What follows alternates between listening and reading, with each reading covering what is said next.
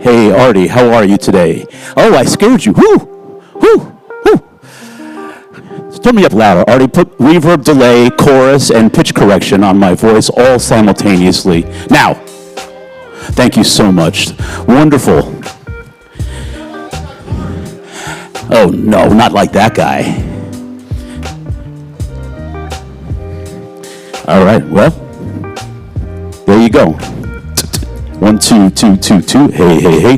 There you go. One speaker on instantaneously.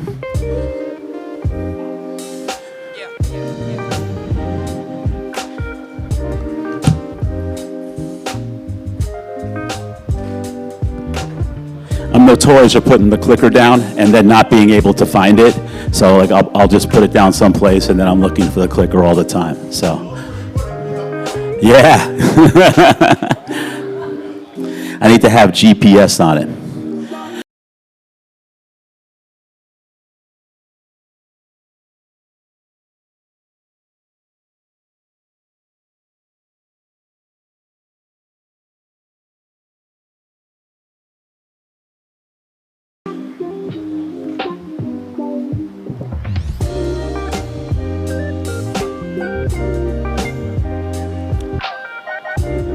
I like the groovy too.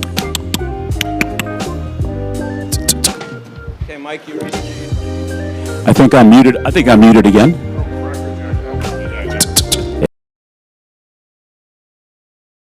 Artie, I love the.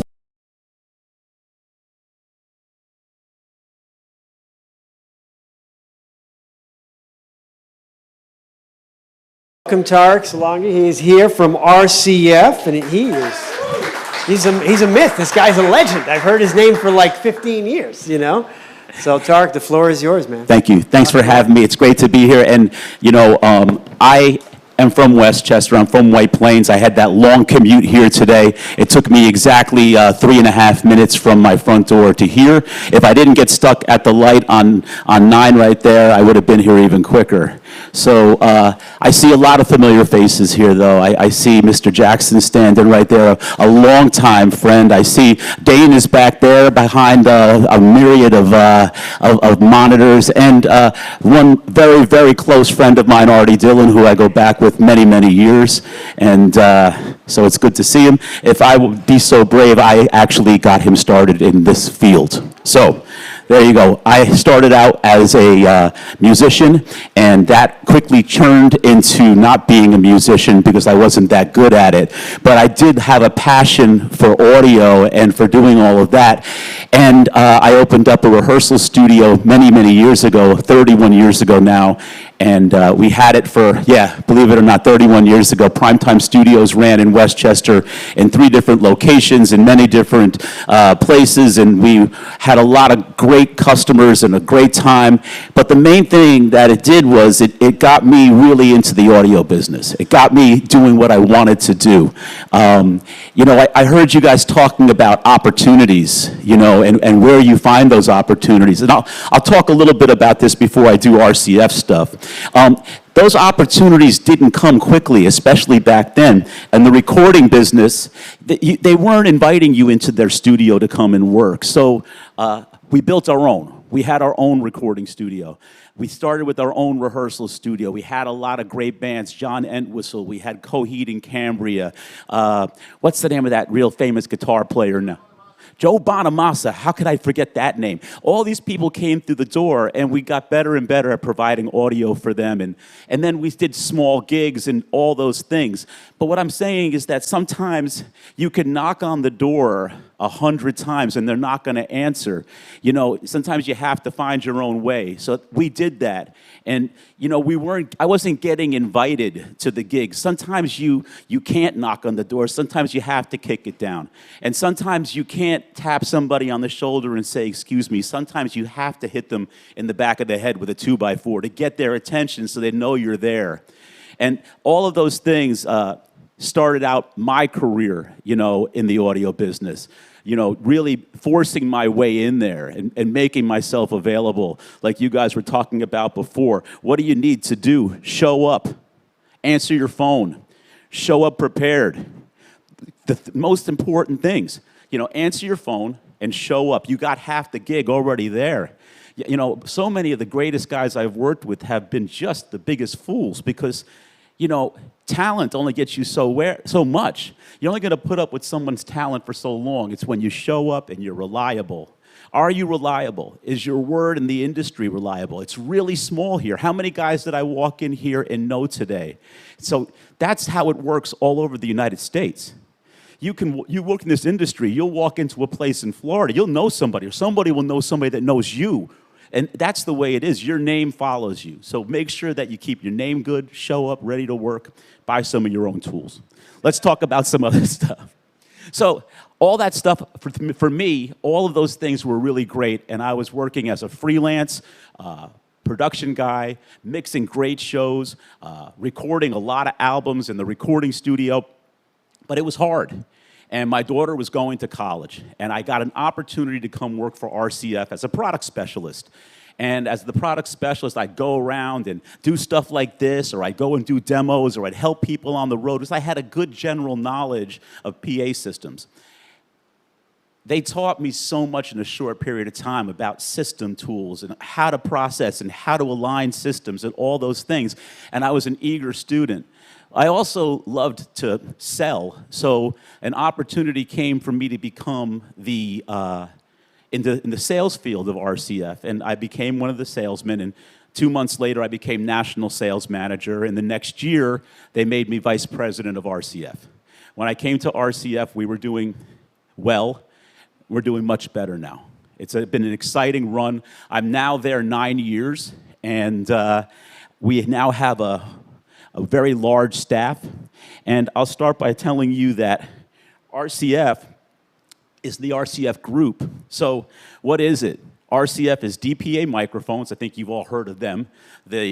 Like the Rolls-Royce of microphones in our industry. DB Technologies, which I know you guys know pretty well here. You have some DB boxes. I love the clock, by the way, over there on the wall. It's really cool to see that. Those things ended up everywhere. EAW, I know everybody knows what EAW and who EAW is. And Montalbo. Nobody here should know what a Montalbo is, because I don't even know what Montalbo is, and we own them. Now, they're a small Italian speaker company. Montalbo made a mixer years ago. Wasn't very good, but they made a mixer. I remember it.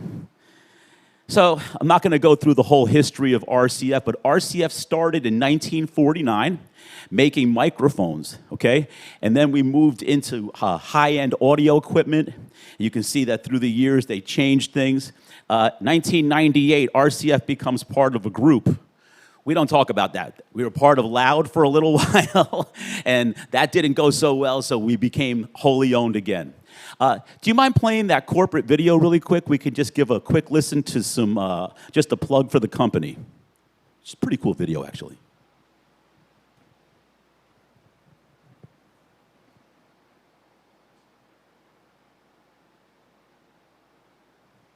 Should be. Every day, in every moment, we are surrounded by sound.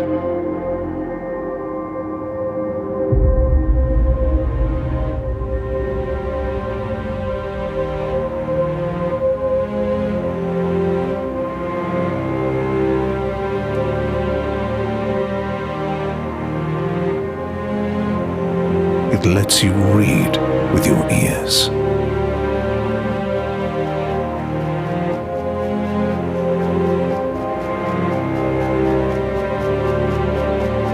It can make you go on a journey deep within yourself.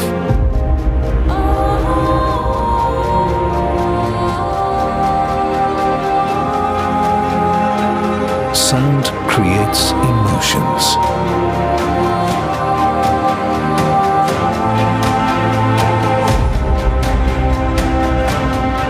It is the language of our spirit.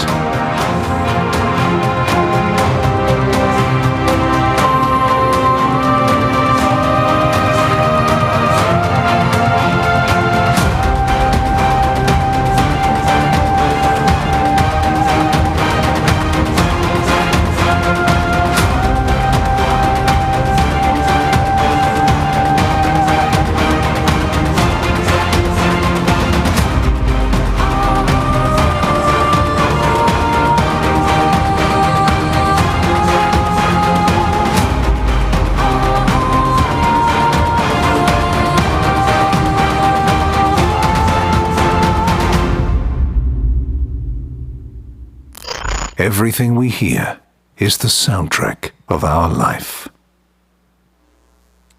You know, thank you. They paid a lot of money for the video. I should play it once in a while, you know what I mean? So they did a good job. The Italians do a really, really good job on a lot of things. They do a great job on those videos. They do a great job on food. You go to the factory. That's one of the coolest parts about working for RCF. I get to go to Italy like 3-4 times a year on their dime.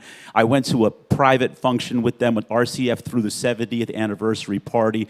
About 500 of us were treated to a Bocelli concert in a very cool, rustic, antique building. It was really awesome. So it's a very, very fun company to work for. And they make some really cool products. So what we're looking at here is in our hometown of Reggio Emilia, Italy. This is a place called RCF Arena. This is the largest outdoor music arena in Europe. So that's the stage. You guys know those things. Let's go ahead and hit play on this. I'm just going to play this quick video, but this just opened in June. This was the first concert, 110,000 people at this venue. So it's going to pan in a second, and you'll see it.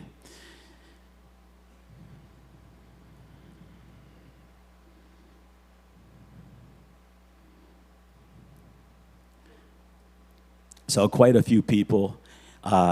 405 or 406 speakers being powered, all RCF.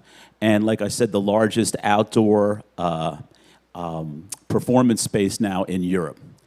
RCF has a lot of really cool proprietary programs. We'll talk about those in a second. So what makes RCF RCF? RCF makes all of their speakers in Reggio Emilia, Italy, in that factory that we saw in the video. And a lot of time has been spent developing driver technology. That's really where a lot of you came in contact with RCF and didn't even know that you were. We made drivers for pretty much everybody's boxes for the longest time. We made most of the drivers for EAW. We made all the drivers for a while for Mackie.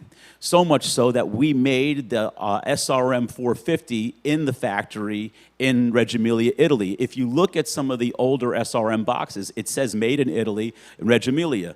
That's made in the same factory that we have today. So we have a lot of experience in building two-way composite boxes. We've done it for a long time for ourselves. We did it for Mackie. We don't do as much OEM or driver technology anymore for other people. We're mainly a company that's making their own speakers and buying other companies now, as you can see too. So I'm going to do a very quick product roundabout so we can see what we're talking about. A couple of terms here though. Network Sound Manager, RDNET. RDNET is our proprietary sound system manager and real-time analysis software.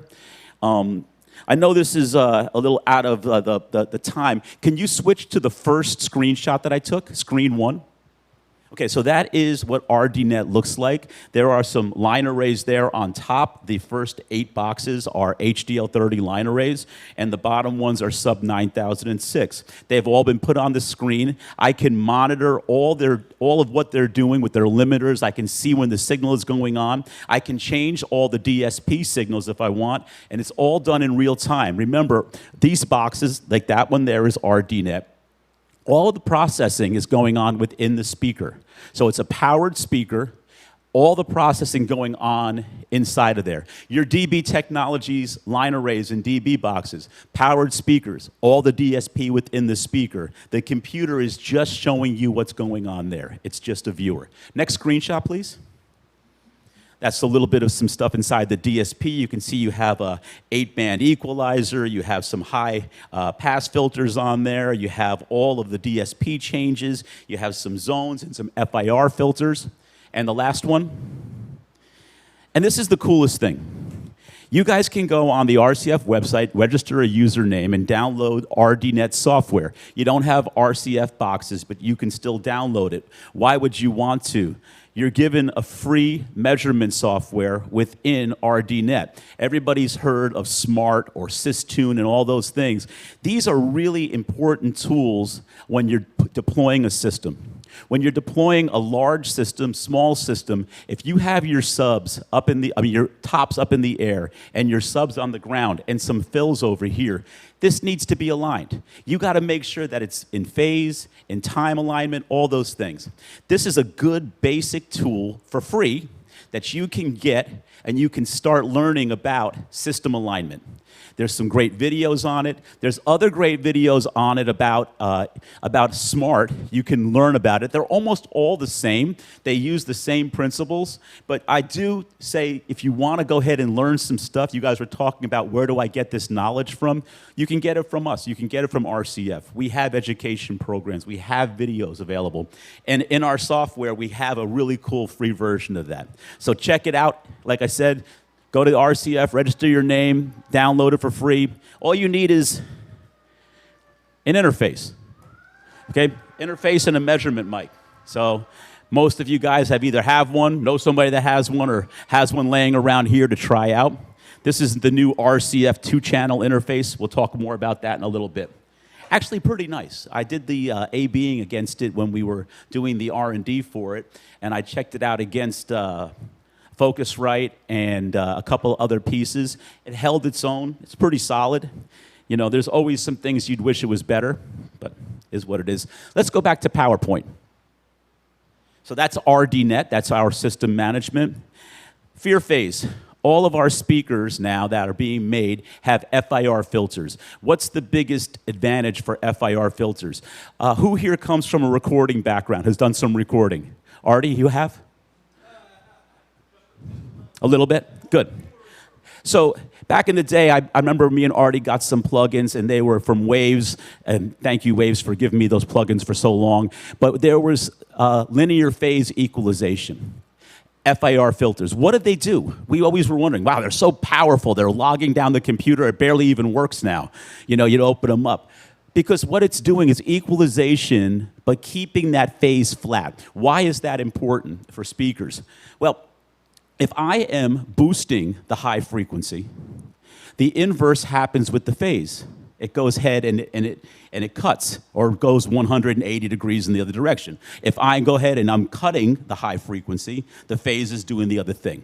So if I have some line arrays that I'm working with, and I'm going to be boosting the frequencies on the two top boxes, but I'm not doing that, or maybe I'm cutting the two down below it, I now have a different phase relationship in the high end.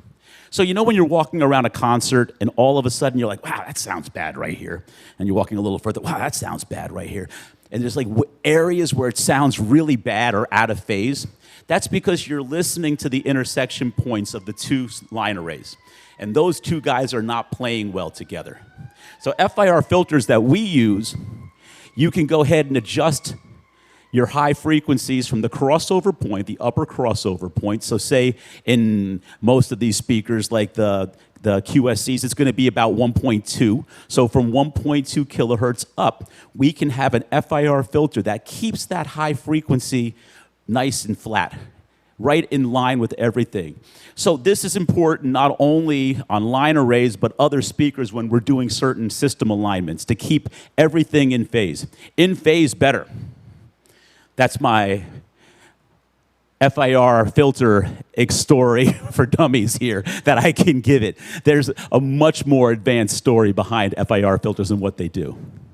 Base motion control is what we're using in all of our two-way boxes now. It replaces the normal limiter. Okay, so you guys are used to doing a DJ setup for somebody, and you got your K2s out there, and you got the K-sub, and it's all going really great, and the DJ is mixing perfectly. Everything is maxed out in the red and distorted, just where the DJ always has it. Perfect, right? Going right into your mixer, uncontrollable gain and volume. What's going on with your speakers? Your woofers are going like this. Man, they're just working hard. And the limiter is being triggered by that woofer. So now you can hear it in the high frequency. High frequency is kind of going in and out a little bit. This is very common in less expensive boxes. So base motion control is an algorithm that controls the excursion of the woofer, okay? So I'm controlling the excursion of the woofer, but I'm allowing the high frequencies to still flow freely. So you get a much more even sound. You control the way the woofer is. We've all taken a woofer out of a box and it just goes blah. It gave up. okay? It just fell apart because somebody, Mr. DJ there, was just cranking the crap out of it. So this should help from the DJ blowing the hell out of your speakers. A couple of very popular speakers right here. Evoxes are our all-in-one system, a column on top and a sub or a bass on the bottom. Comes with a mixer built in also. Super popular, especially in these corporate environments. You know, Evox 8 in this room right here would be the perfect speaker. And to be honest with you, in most corporate environments, it's great because I can put one in each hand and I can run right into the room. I got my mixer right there. I put it down, I'm ready to go. They're awesome also like on wedding ceremonies. You know, if you're doing like that bride and groom and the officiant is talking and everything else, they're perfect. They come in white. People in the corporate world know, or in the wedding world know, everything has to be white now, okay? All the speakers, the wedding planners, like, well, don't you have that in white? No, we don't. Yeah, well, we do have those. HDL series, HDL line arrays have really changed the game for RCF. It's the most popular selling speaker that we have. HDL 6A is the most popular selling line array on the market right now, 1400 watts. It's got two high powered neodymium woofers, a 1.7-inch voice coil, and it's a real line array. So what's the difference? So the QSC over here, it's a constant curvature box. So that means the angles are fixed. When you put, like, say, 5 of them together, that's probably about it, all you're gonna get. And when you get 5 of them together, the top one's kind of facing a little too high and the bottom one's might be facing the drummer at that point in time. This is a fully articulated line array. You can use 20 of them on one flybar. You also have, I think, T12s. T4s also? Or no, just T12s. T12 is also the same kind of a configuration too. HDL 26, HDL 28, and HDL 30 are all high-powered two-way line arrays from RCF. They all have Fir phase and RDNET, and they're all fully articulating line arrays. That's the big guy right here, HDL 54K. As you can see, it has all the specs that people are looking for when they're talking about a large format line array. And neodymium.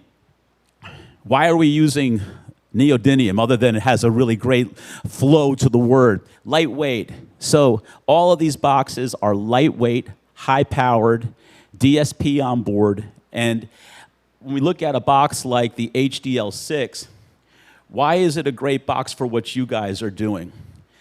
It's got one button on the back and one knob, okay? Turn the knob as far as it'll go and don't push the button in. That's it. I call it a PhD box. Push here, dummy. That's it. It's really simple.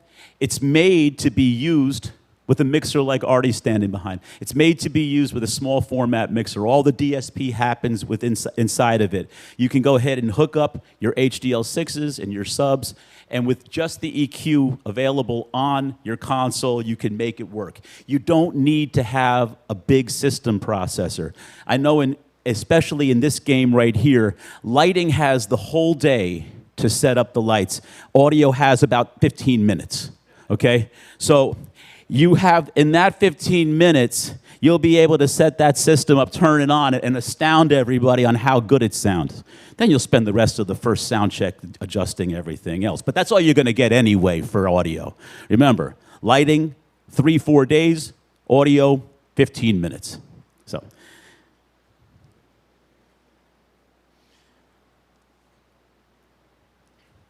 dual 18 sub, a dual 21 sub, and a really cool high-powered 18-inch one. TT series, this little guy right here that I brought in today. So why did I bring this little guy in? I think that this box is probably one of the coolest little speakers we've ever made.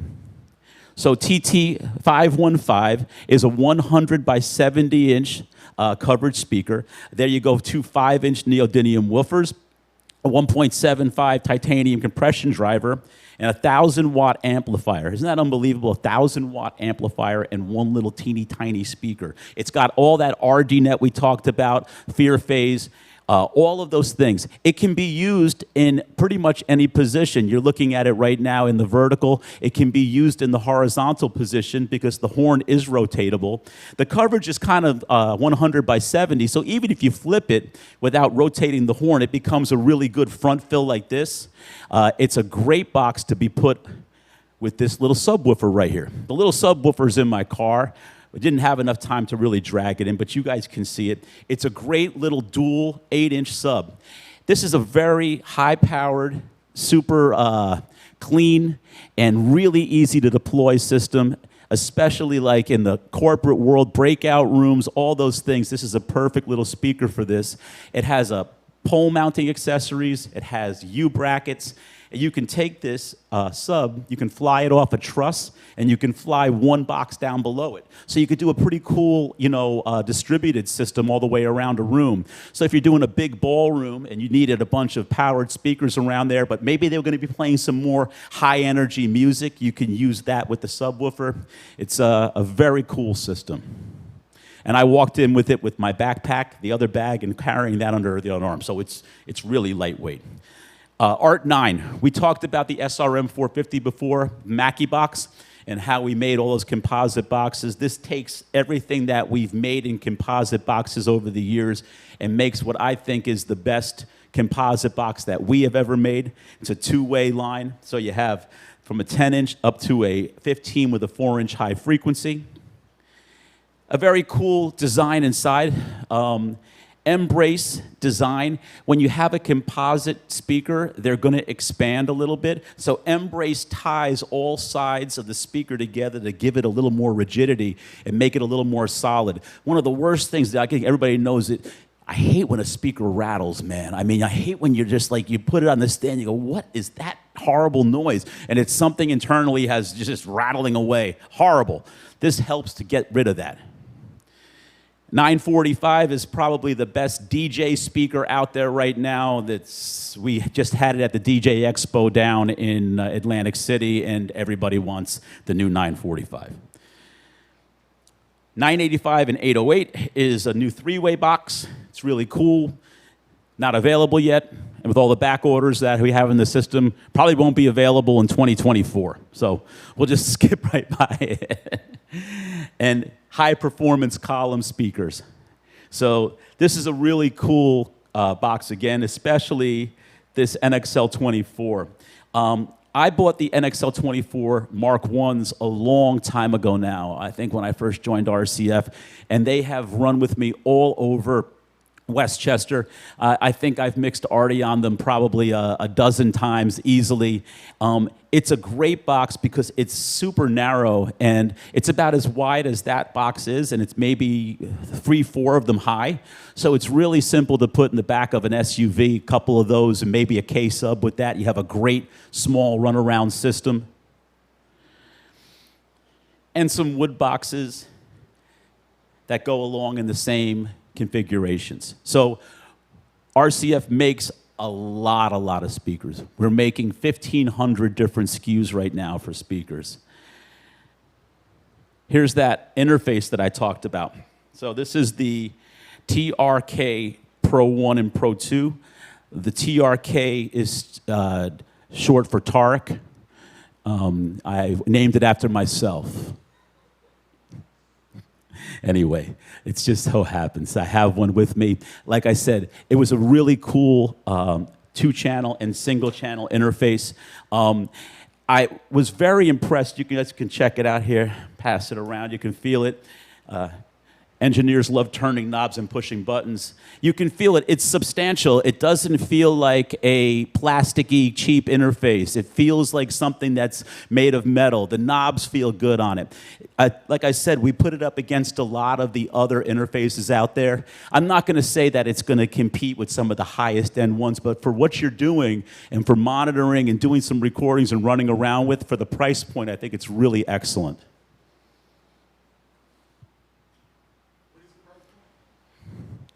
Well, you know, I am like the Rain Man of the audio industry. It's about $100. I think it's about $105 for the single and maybe $200 for the two-channel one, give or take. RCF has, like I said, a very wide array of speakers. This right here is a installation that we did in Paul Brown Stadium.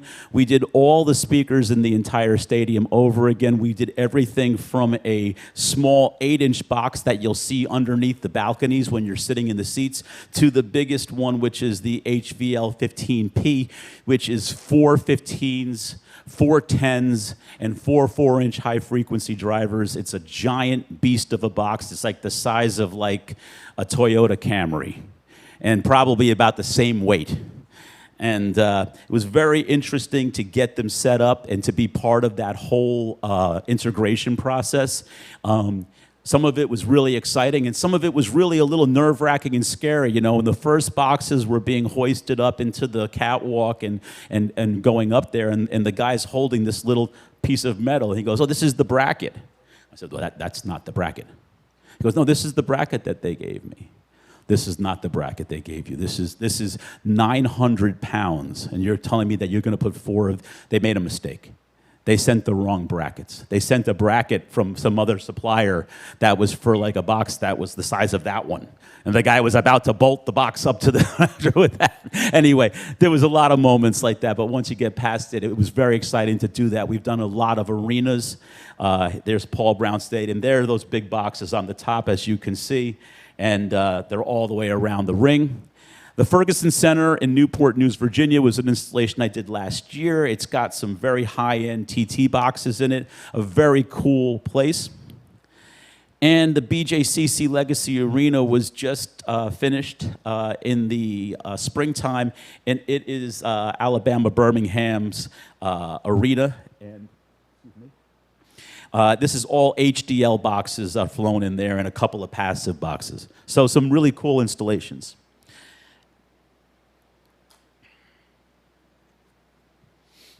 So, what else is really cool about RCF other than they make really great boxes? You guys were talking about education, and where do we get to learn about these things? We give seminars like this all over the United States. We also give some training classes within the trade shows that we talked about. But any time that you would like to have us come down to your shop or whatever, you call up, you can set up a training with it, and we'll bring stuff down here and really show you guys. We also have an education program in Italy where we have RCF University. And we have people that travel all over the world, and it's an accredited university class with the school right there in Reggio, and people learn their trade right there in there at RCF. And what are you learning about? You're learning about everything. You're learning about how a speaker works. You're learning about the deployment of speakers. And, you know, one of the things that really was amazing to me when I got involved with RCF and I started going out and doing larger installations, is how most people don't have the vaguest idea about rigging and suspending stuff. And we talk about, you know, having practical knowledge in the industry. Anytime that you're putting a speaker on a pole, anything like that, you have a liability, okay? So you need to learn the safest way to do all of these things. There's some really great accredited rigging classes that are out there, and a lot of them are even 1 or 2 days. But what you get out of those classes is so important in all the things that you're doing. Just from hanging a truss, from learning how to do span sets right, from learning how to do all of these things that you do every day and do it safely, how to put up motors, how to do all of those things. It's really important. I know you guys had somebody from a distro company here, right? Is that what I heard today? Was it a distro or power? Yeah. That's super important. I mean, how many times do you guys get to the gig and you're expected to run the feeder cable from the generator right to a distro and everything else, and you need to learn the proper ways of handling that stuff, you know? These are all stuff that you can learn. Manufacturers are a great tool or a great resource to turn to learn about it, and they're more than happy to send somebody like me to yammer on for an hour for you. But even better, they'll go ahead and they'll show you the proper ways of doing things. So when you look at practical stuff like rigging and electric and all those things, definitely take a time to go to the manufacturer's website, see when they're offering a training class. Somebody mentioned AES. AES is a good place for training. A lot of the smaller trade shows are also. We're here in New York. We don't get a lot of the other cool audio trade shows. They just don't come here because Javits is just way too expensive for anybody to do anything. But take advantage of those when you can. And if you can travel to LDI or NAM or Infocom and you can check out some of those seminars, you'll get a lot out of them. Let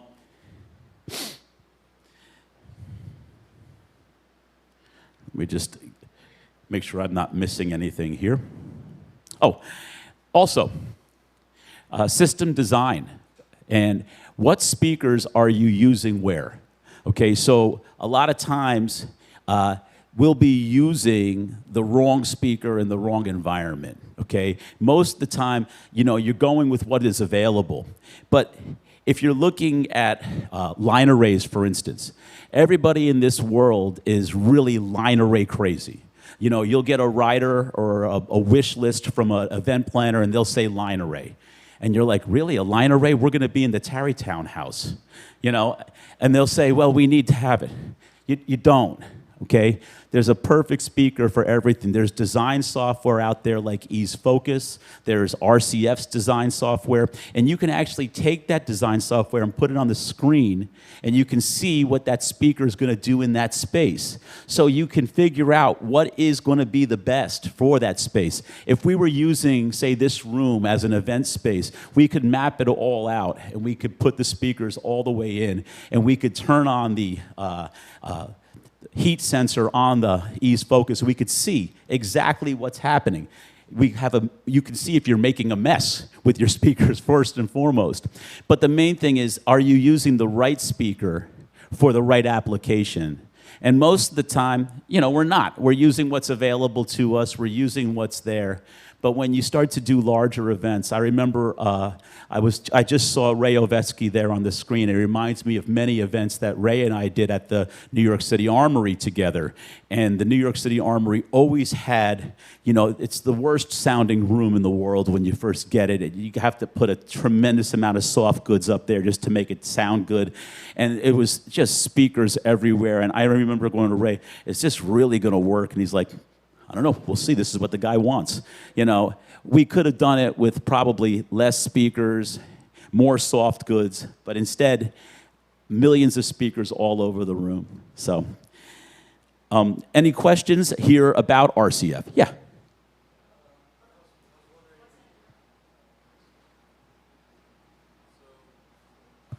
Back to the proprietary software that you guys use to control the speakers in a live setting.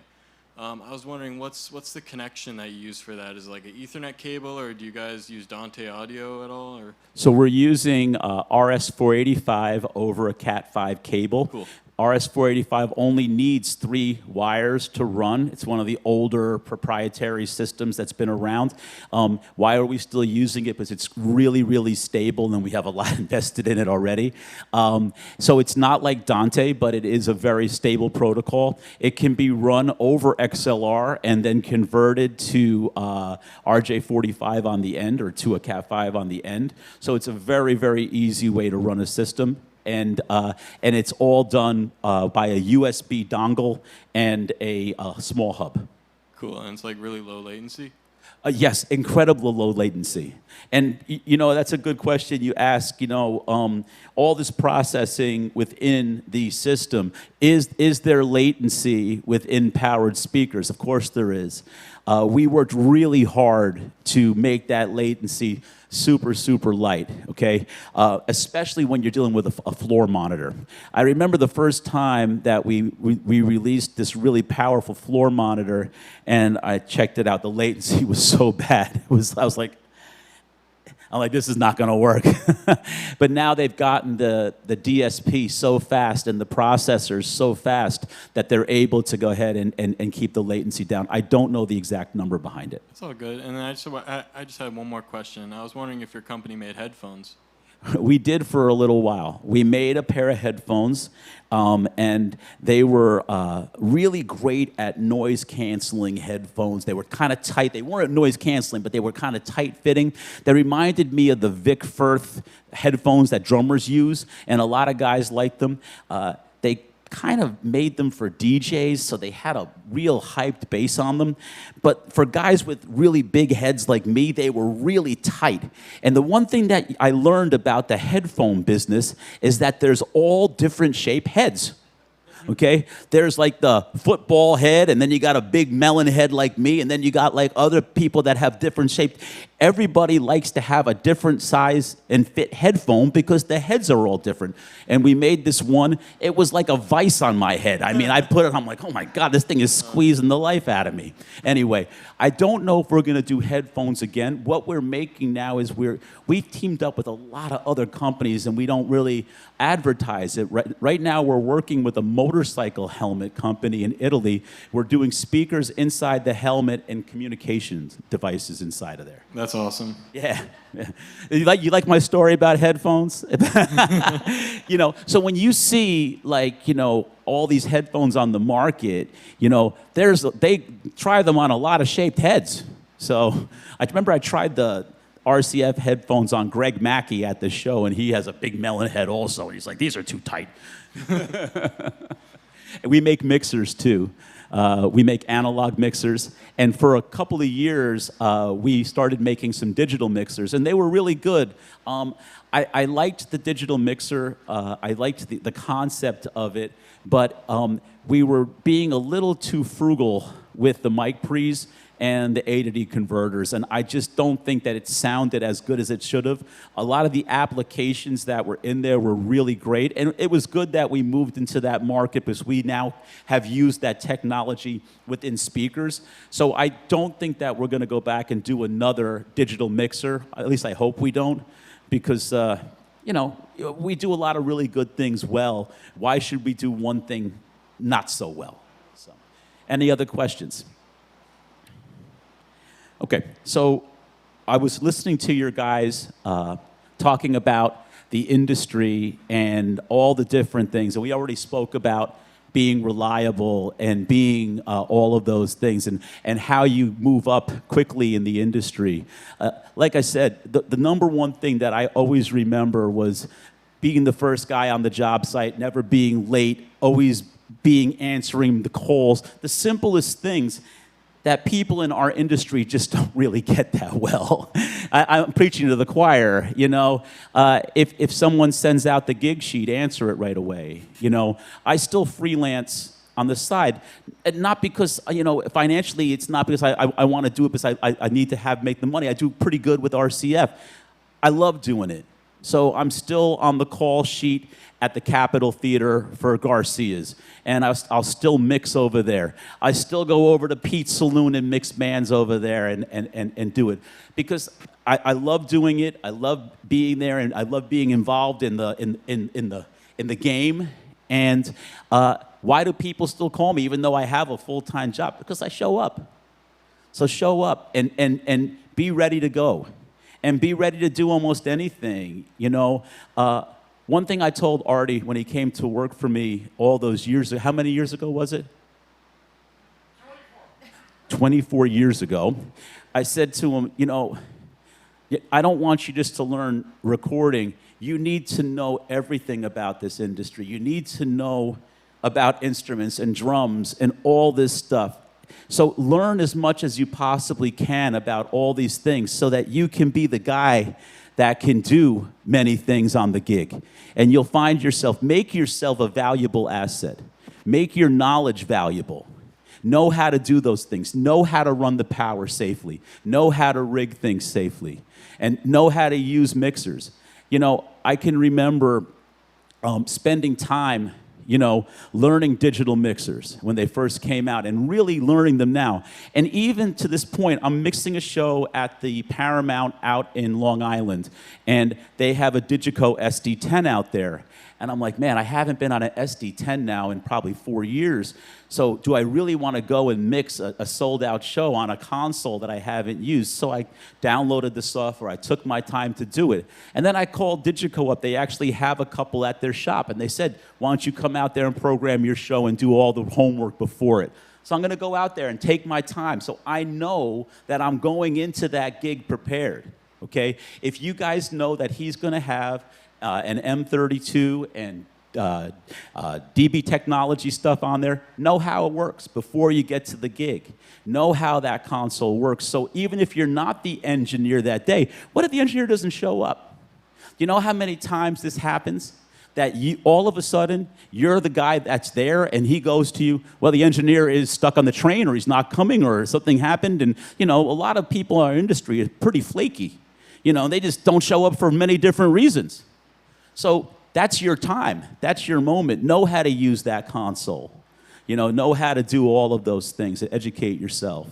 And if you need more tools with it, I'll give you my phone number, okay, here today. You can always text me and say, hey, I'm trying to learn this and trying to learn that. Maybe I can steer you in the right direction with it. You know, one of the things that was hard in the beginning, it's easier now. We weren't getting invited to the dance. You know, you had to kind of get yourself in the door. But once you get yourself in the door, make sure you know what you're doing there. You know, don't stand there with your hands in your pockets.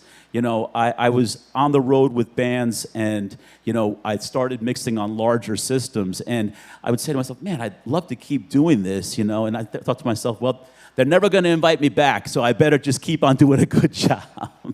So anyway, I appreciate a few minutes of your time. I'll go around. I have a digital card. You can scan it, take my information. You can text me, call me. Not too early, not too late. All right? Thanks a lot, everybody. Thank you very much, Tariq. Thank you very much. This is good stuff. Everybody learned something about RCF, learned something about, I like the flaky part, because a lot of people are flaky. That is true. There's some weird excuses that have come up over time. Listen, I know you've heard them all. We've heard a lot. I haven't heard them all, but a lot. But no, that's true. But listen, anytime, I mean, this guy's a great resource and knows a lot of people. I think the speaker sounds great. I love it. You know, definitely a good choice. Fits a lot of applications. Yeah. So it's a good thing. Maybe when we have some extra inventory, I'll drop a couple of things down here for you guys to try out. I'm talking about the microphone, but I'm so loud you guys don't need it anyway. We're a hands-on company. So if you guys want to try something out, all you have to do is ask him. He'll call me, and I'll drop it on my way home. Like I said, I pass by every day. I come over the Tappan Zee Bridge, and I come down. So you guys want to try something out, you have something that you want to check out for Evoxes or line array, whatever. In normal times, this is still on? In normal times, inventory is, I did it. Sorry, pal, that was me. There's always one. Yeah. Looking at the engineer. Hey, come on. Can you turn me up? I can't hear myself. Yeah. You know, I have excellent microphone technique. I got to tell you that. You know, my proximity range can be anywhere in this room. But if you guys want to try something, and no joke about it, we are a hands-on company. Right now, everybody knows the story about inventory and production problems and everything else. But normally in the United States, we keep about $10 million in RCF products right here in New Jersey. So if you guys want to see something or try something, I'll bring it down here. You can check it out. And of course, if you want to try anything, just call me, and you know we can always do something. So you got to put your hands on it to make it really know what you're doing. It's one thing to go to a product demo. It's another thing to take it out to a gig and really put it through its paces. That's the way that I really test our equipment. I take it out and I try it out. I try it on real gigs to see how it works. So there'll be a lot of stuff that we have that, you know, I like, and then there'll be stuff that I really love. And it's not coming from any lack of that. I've taken it out and I've kicked the crap out of it a little bit to see what it does. You got to take the car out for a test ride. So anyway. Thanks. Excellent. Thank you very much. Thank you very much. All right, listen, guys, we're going to take a little break, and then we'll come back, and we're going to go on to some video stuff, okay? So take a break, walk around, move around, and we'll be back in a few.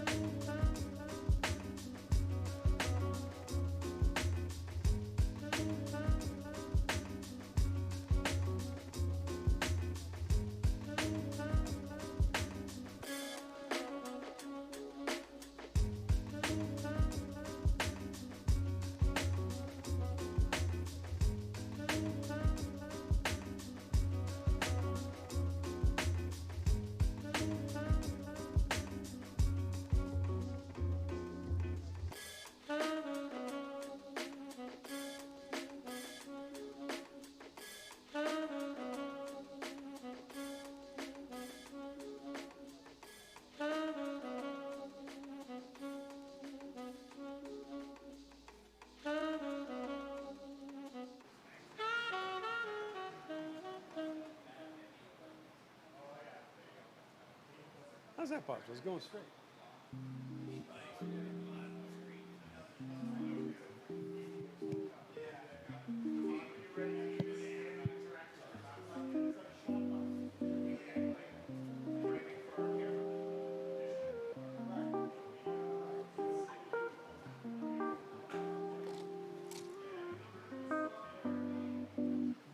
Aha! Love it. That's it? Yeah, but that's 1,000 times better. That's Mike that we we're going to talk about.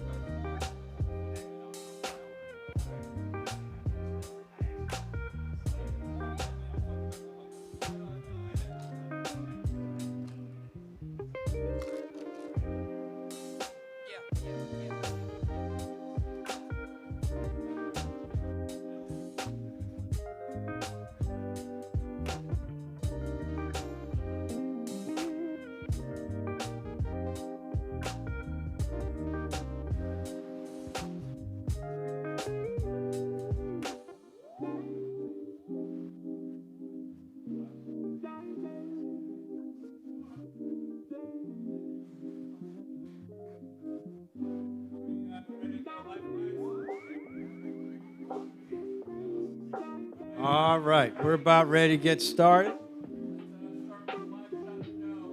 Here, I'll come over to the middle. Stand in front of the giant projector. Very cool, very cool.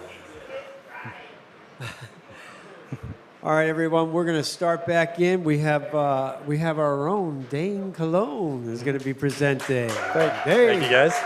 I swear I saw him back in the Ascender all day long today, so I don't even know how he climbed out. Or maybe who's running the Ascender. Oh, We need to Bobby be is taking concerned over. about that? Bobby has it all under control. There you go, Bobby. You're in charge. He's a man.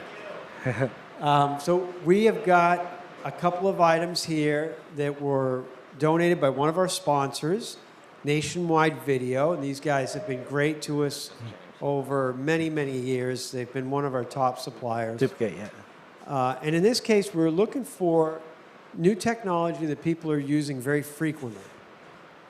And I strongly encourage everybody to actually move and come over to the projector and check things out, and you'll definitely get to see the other item here.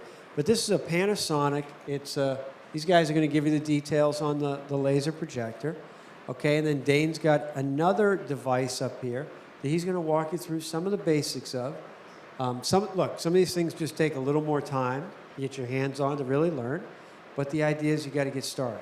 So, be a part of it. Come and check it out. Get out of your seats. I know these seats are driving everybody crazy right now, but Dane, the floor is yours. Cool. Thank you, Joe. Hey, guys. So, as Joe said, I definitely encourage you guys to come up, take a look at this stuff, really get your hands on it, because that's the way to experience it best. I'm going to give you a brief kind of overview of this guy. I've had to spend a little bit of time on it, but this is the Epiphan Pearl Mini. So this is kind of an all-in-one solution. So what I mean by that is it's a video switcher, recorder, and streaming device in one with a touchscreen. So this would kind of take the place of using a computer with vMix or OBS, simple switch, using a Focusrite for your audio input, and then multiple camera inputs. So this accomplishes that all in one, and it does your RTMP stream directly from the box. So this way, you can plug everything right into it, put in your RTMP, and then stream it out to Facebook, to YouTube, even to like Instagram. You can do it all right within here. So on the back, you have two HDMI inputs. You have an SDI input, and they can all be used simultaneously. You have two XLR inputs, as well as two RCA inputs and an 1/8" mini stereo input. You have an HDMI output that is assignable, so you can assign that to either HDMI A, B, the SDI, or a multi-view. So this way, if you want to use it for monitoring, you can have a multi-view monitor and assign that so you can see everything that's going on. Everything else is accomplished via the touchscreen, which we'll see here. So what I'm going to do is I'm going to connect this to a laptop and just log into it so you can see the GUI and see how it gets configured. So out of the box, this guy has to be connected to some kind of GUI in order just to configure it initially. And then what you could do is you can set up presets internally, and then you can just pull up the presets from show to show. So you could have all your RTMP information logged in, you can have your IP addresses, everything already saved, and then go from show to show with images, and then it's just plug and play after that. So just give me a moment here. So on the main page, I don't know if you guys can see overhead, it usually gives you an IP address, and that's the first thing you're going to do is you're going to look at that IP and then set up your computer in the same range. And this one should already be in the same range, so I'm just going to put in the IP address.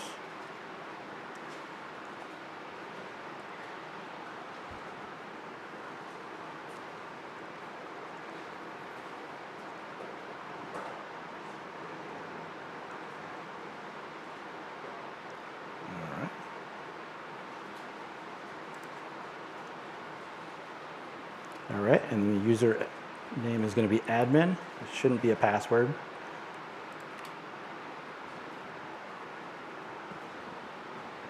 And there we go. So this is our basic GUI interface to talk to the Pro Mini.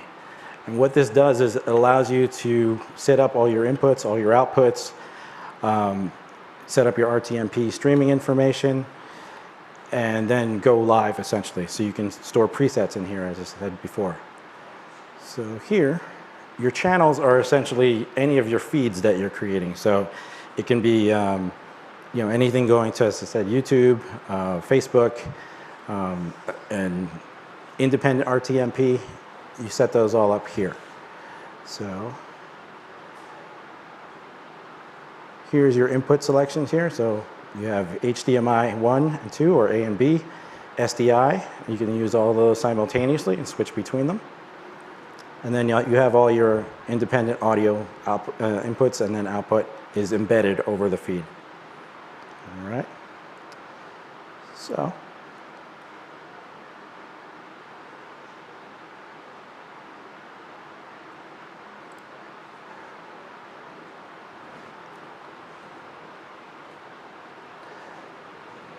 this right now is currently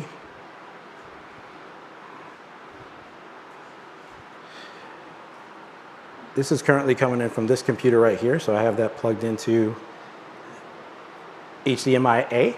So you're seeing that just come up right on the screen. As soon as you plug it in, it just gets a handshake and it's available as an output.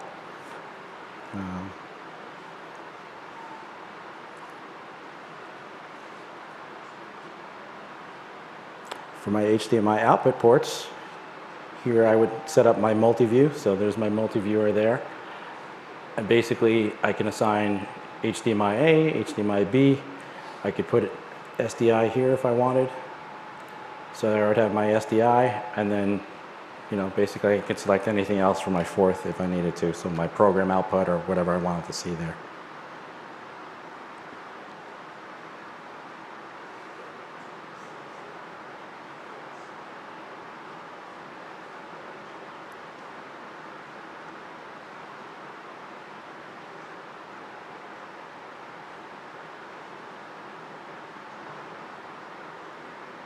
This device also has internal storage. So the nice thing about that is you can actually load internally images. So then you can use those images to overlay as far as like a banner or a lower third. You can kind of build those out and then use that within your show or your program. You can record internally to the SD card or to a USB port here, so you can plug in a USB flash drive. And one of the other things it has here that I've neglected to mention before was it has a USB port on the back. Now that is used to connect to either a Wi-Fi or MiFi device, or even your phone. You can connect that and use that as a hotspot and use that for streaming if you don't have a hard line connected. So, is there any questions? This off. Yes. I do have a question. Yes. Just scroll up a little bit here on the inputs. Now there's USB A and B. Those are actual video inputs. I'm sorry, say that again, Jim? Under the inputs at the bottom, it says USB A and B. Would that be like you plug a Hudley right into that? No, unfortunately not currently. Why is it called an input? Yeah, the way they view it is, it is a little misleading, but to my understanding, it's not for video capture. It's really for connecting a hard drive for recording too. So, And it wouldn't be an input. yeah, Improperly labeled. yes, Okay. that's something within their interface. It would be good if you could do that. Yeah, it would definitely be good to do that, but from my understanding, currently that's not a capability. Keep going. Yep. Didn't mean to interrupt. Yeah. So I'm sure the big question that everyone always asks is like, is this compatible with Zoom? And unfortunately, the thing right now is that there's no way of internally connecting any type of USB driver to feed Zoom.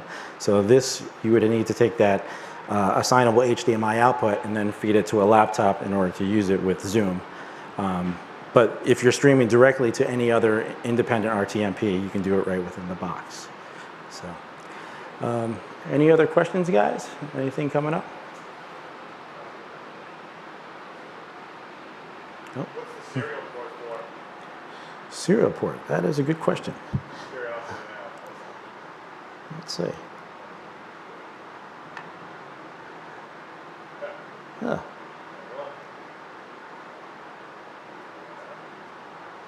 Yeah, I'm not honestly sure how that's being used yet, so. It does have it in here, but there's no physical serial port outside of the USBs on here, so.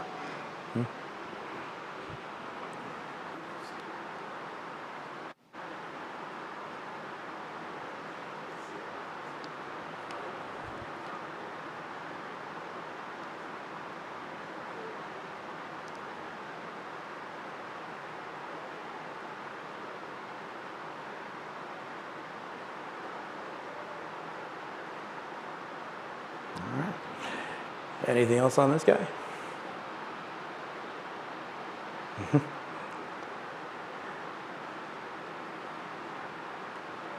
I'll ask again. What is the security concept of this serial? Security. There you go. Down, down, down, down, down. There you go. Oh, okay. Yeah, it looks like just the administrator, access to the device itself, so you can kind of change your passwords. Yeah. Yeah. Yeah.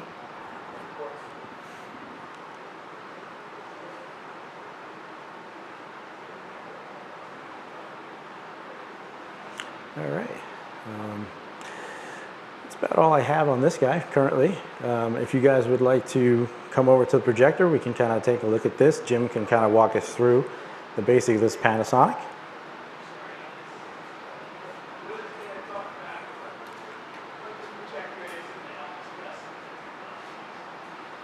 Yeah, I'll touch on power a little bit because I did plug this thing in yesterday, so that's how much I got my hands involved.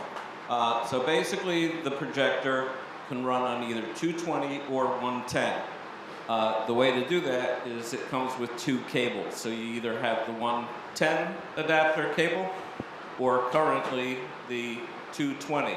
So basically for the 220, we basically used a temporary power hookup where we're bringing in two 110 lines on separate legs. Power is going to be on this single phase power in the building, so we grab the two hots, giving us 220 into this box, which then is wired to give the two hots and the return lines to the projector. Don't try that at home. And don't use the fake name that people call that for. It's a temporary power.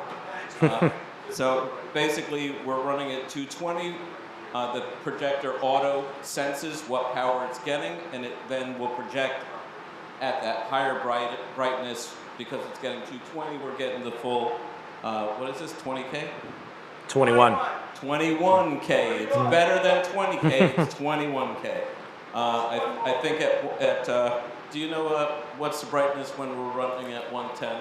And I don't want to really switch it because you'll have to power it off, reconnect power. It's going to reinitialize. It'll take too much time. I don't actually. but it would maybe be half the brightness or something. Yeah, maybe 15 or 12. It's 12? Yep. Yep. Yes, sir. When you say 20K projector, the lumens, right, not resolution. Yeah. Brightness. Right, yes.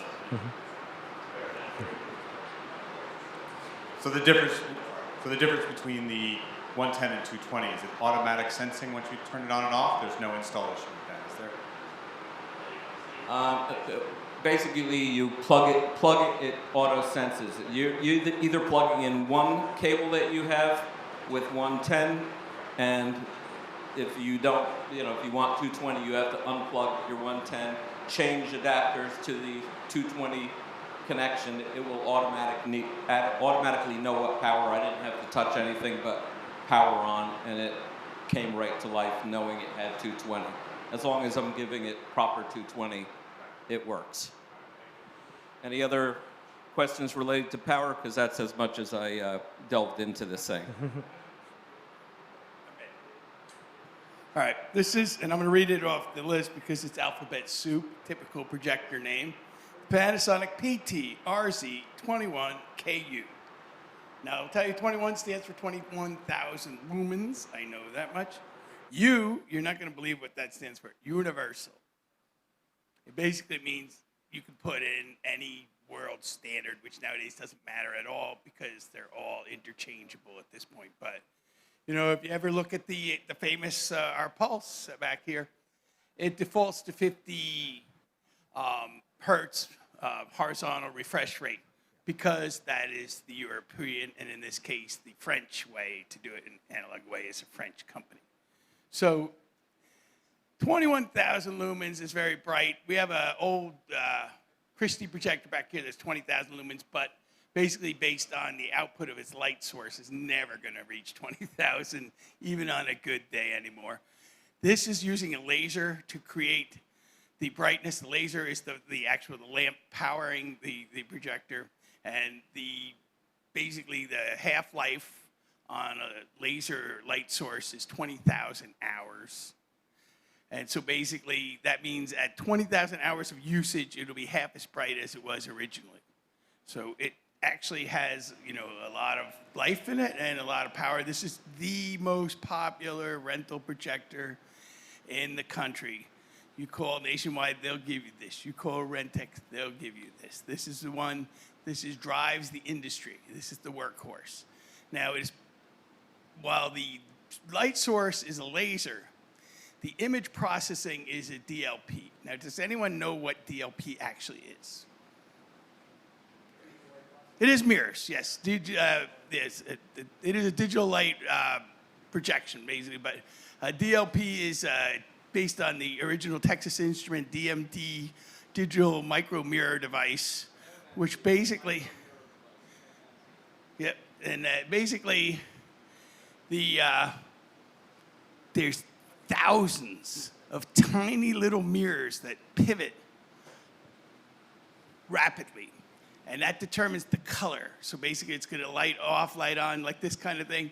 And basically, as the mirrors go up and down, actually pivot on an axis, they'll determine which pixels will be lit at which colors.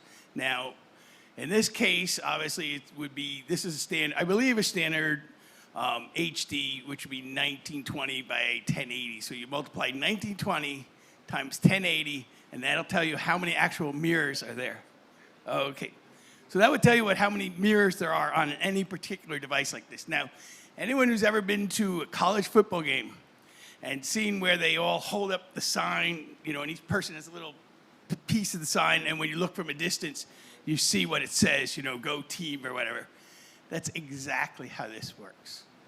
Each one of those mirrors is one person of over 2 million people in the audience basically flipping their sign. And it's basically designed under progressive design as opposed to interlaced, where the old CRTs were interlaced, and it would scan across the screen in one line, it would come back, and it would go back and scan another line and scan another line. All these pixels appear on the screen at the same time. So basically, if you, like I said, if you picture the people in the stadium, that's how it works. So it goes, that's it. And each one of those is a new image, a refreshed image, which is why it's called a refresh rate.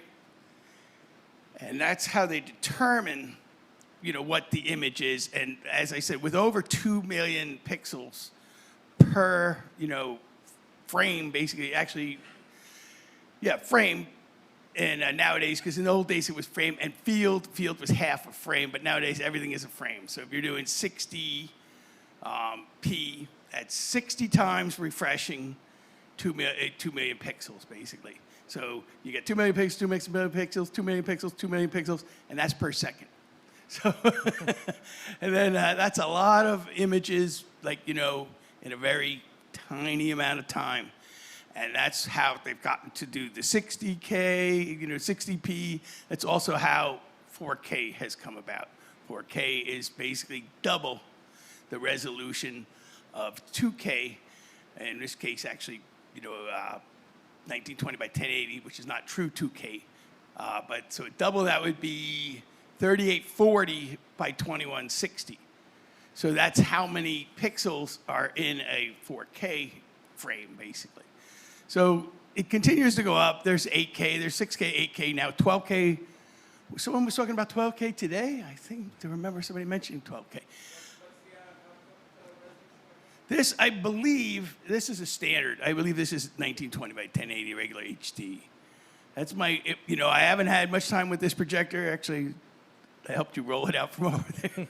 But I don't believe this is a 4K projector. I think it's a standard HD projector. But as such, again, is the standard in the rental industry. This is the workhorse right here. If you were to call up and say, I need 10 matching 20K projectors, they'd be like, oh, well, we got the Panasonic 21s, like, all right, I'll take them.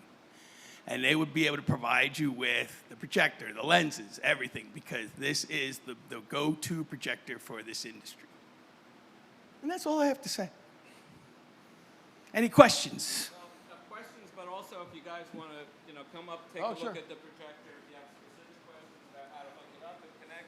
This is the remote here. Jim can talk about some of the inputs and outputs on it. It has an SDI in, which is also can do 3G.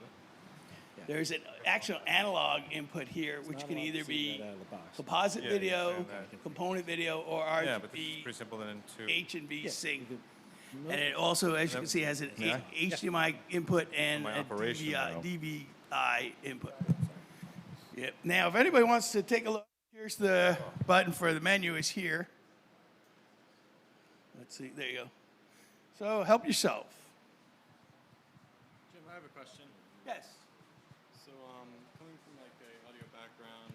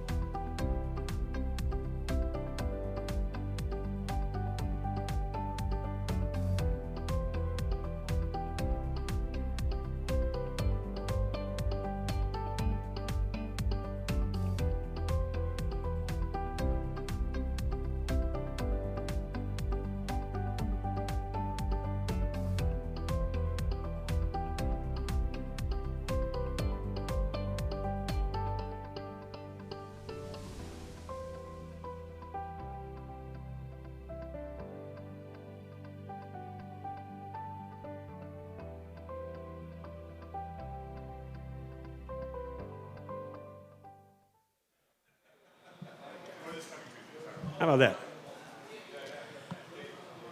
All right, well, we are coming to the end of day one. I appreciate everybody's efforts today. You guys did a great job. A little round of applause for yourself. I know it's a little hot. You know, online, everybody that's out there in the hop-in community, thank you very much. We've had a good day, a lot of comments back and forth. Our friend Adam has been in and out all day long. Adam, we're watching you. We know you got some comments out there. Hopefully we got you the answer to the question here on the Pearl with the laptop. But so now comes the fun time. You know, we'll probably pull this projector here. We're going to wrap up for the day. We're going to come back at it tomorrow. And so to our online friends, bye-bye, ciao, ciao.